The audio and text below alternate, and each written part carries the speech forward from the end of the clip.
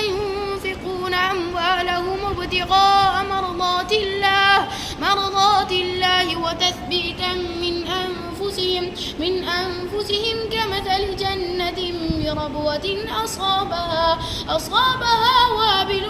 فآتت أكلها ضعفين فإن لم يصبها وابل فطل والله بما تعملون بصير. أيود أحدكم أن تكون له جنة من نخيل وأعناب تجري من تحتها الأنهار له فيها من